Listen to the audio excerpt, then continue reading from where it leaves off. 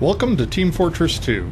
After 9 years in development, hopefully it will have been worth the wait. To listen to a commentary node, put your crosshair over the floating commentary symbol and press your primary fire.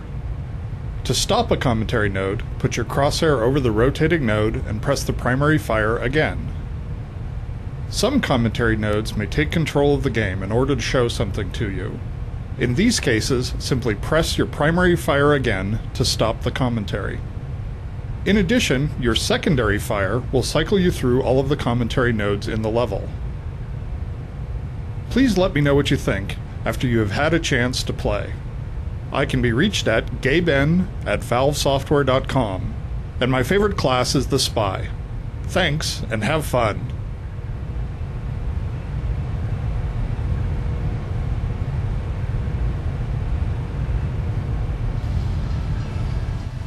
Ideally, matches should end in a victory for one team and a loss for the other. Stalemates are essentially a loss for both teams. To avoid stalemates, our map design considers two key variables: team respawn times and travel time from the respawn point to the front line. The team that's winning gets slightly faster respawn times and more forward respawn points, a positive reinforcement loop that increases the chances for them to push forward and win the game.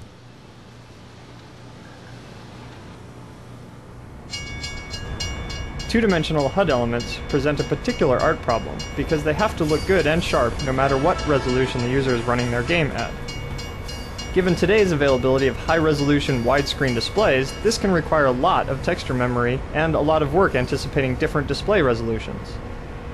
The problem for Team Fortress 2 was even more daunting because of our desire to include a lot of smooth, curved elements in our HUD.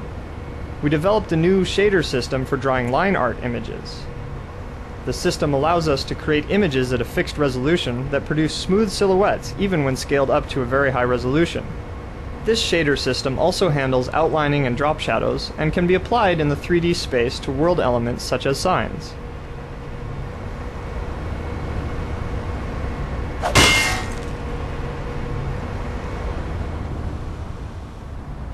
Each of the Team Fortress classes was designed to make a unique contribution to attack and defense, and control points are, fundamentally, methods of focusing players' attention on these core offensive and defensive activities.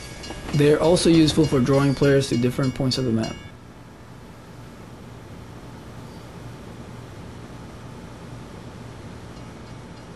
Stalemates generally occur around doors, where teams have a strong defensive presence on either side of the opening. To help counter this, we provide alternate routes with high travel costs that become more attractive only when the enemy has strong defenses behind the main route. The number of enemy entry points to an area is crucial to its design, since it's extremely hard to hold an area when enemies approach from multiple fronts.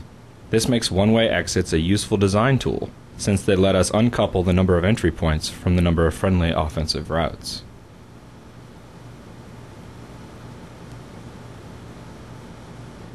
To accommodate snipers, maps need wide open spaces, long sight lines, and protective cover. Targets of the sniper require alternate routes that bypass the sniper's sight lines, though these usually have an additional cost, such as increased travel time. This leaves players with a choice. Do they take the more direct but hazardous route, or the safer yet slower route? Sniper positions generally also have a corresponding enemy sniper deck positioned on the other side of the arena, which allows one sniper to counter another, offering cover for teammates in exposed areas.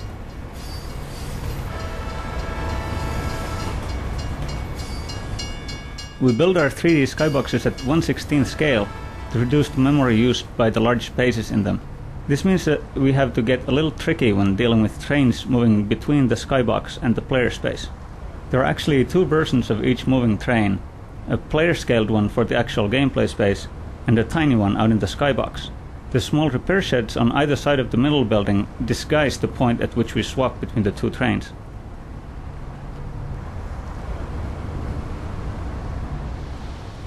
For gameplay purposes, we sometimes need to neutralize the speeds of the classes.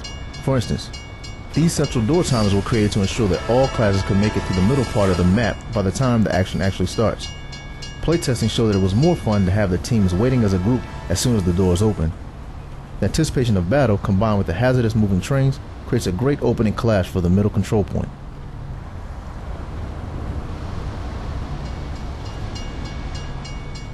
In our original design, once attackers were cleared off a point, they lost any progress they'd made towards capturing the point.